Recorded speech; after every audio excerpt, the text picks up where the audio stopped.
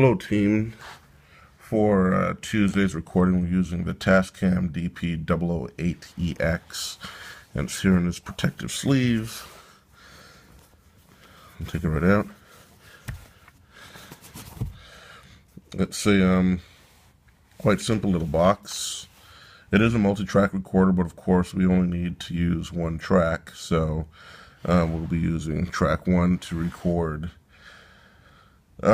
all of the speeches. Very simple operation, will probably already be set up for you, but it has two XLR inputs. We're likely only going to use one input A, and it has a headphone jack, and there will be a pair of headphones, and as you can see, a volume control. This does not affect the incoming recording volume, just the volume on your headset. So just keep that in mind when monitoring the speech. All right. It is battery operated. However, we will be plugging them in for safety. Here's what the power supply looks like. It says Tascam on it. Plug it into the whatever power source is nearby. The plug is on the side, I believe, right here, and you plug it in. Make sure, of course, that there's an SD card in here, and you'll see it says SD push eject. It's under this rubber flap, right? If you push on it, it'll eject the card. Here we have a 32 gigabyte card, which should be sufficient for the entire day. It's a micro card in this mini adapter, so we'll put that back in. Here it click.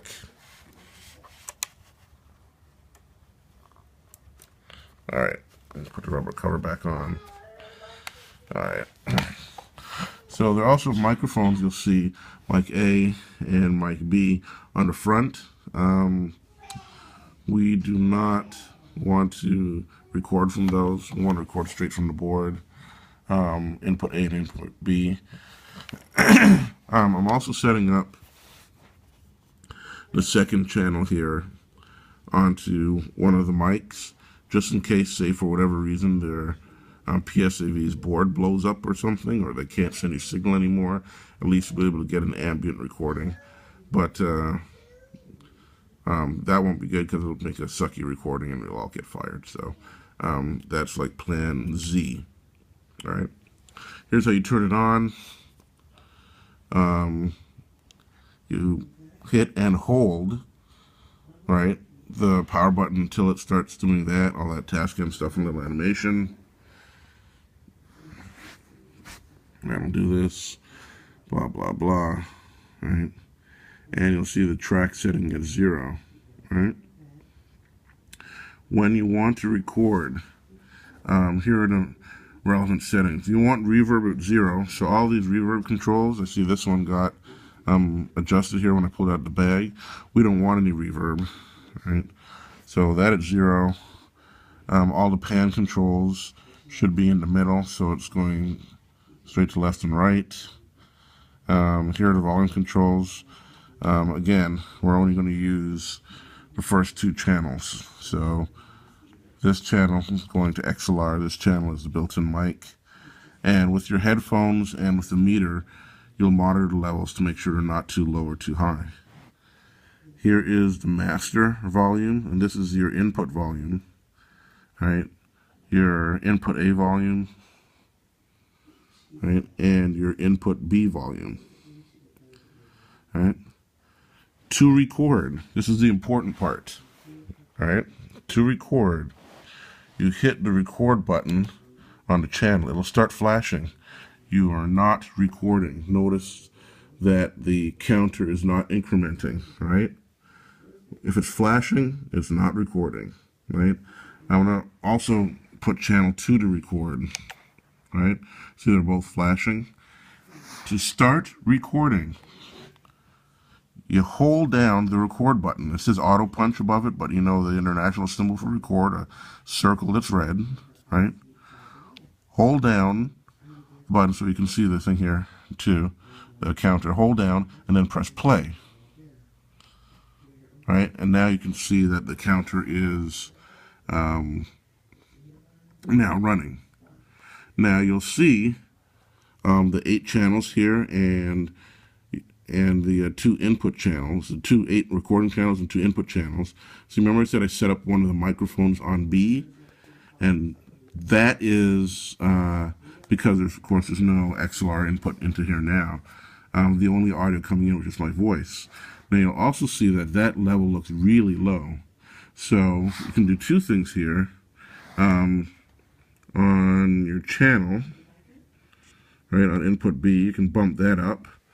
And also on the master input B, you can bump that up. And you can see that the levels are now much higher, right? You can also, of course, bump up the master until it's at a level that sounds good in the microphone, and you're getting sufficient level here. I'm sorry, it sounds good in the headphones, and you're getting sufficient level on the meters as well.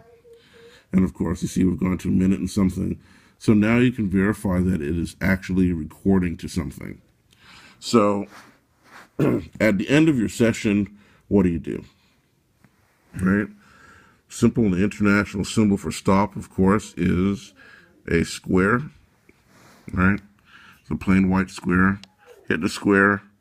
You'll see that the record light has come off. It's no longer showing red. You'll see that the channel indicators that are activated will start blinking again, meaning that it's not recording. And you'll also see those the level meters are going that the current time indicator has stopped moving. So I was contemplating whether to have you stop and protect every lecture. That would be ideal, but I think would make this more complicated. If you're already familiar with this device, please do that and make 3 separate recordings for each of the speeches in your breakout room. If not, simply start from here, and I will break them out in the edit suite. Okay?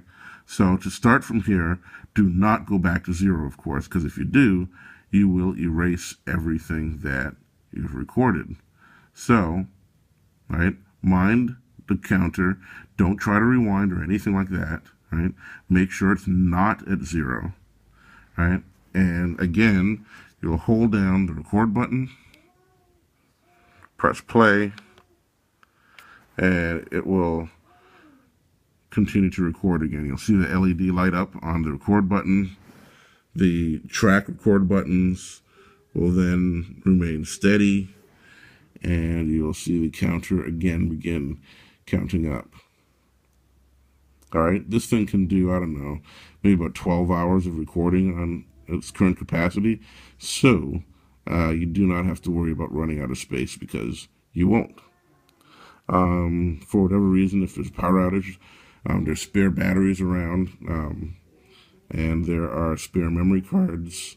I'll leave those with Rachel. Alrighty? So that's it. Take care.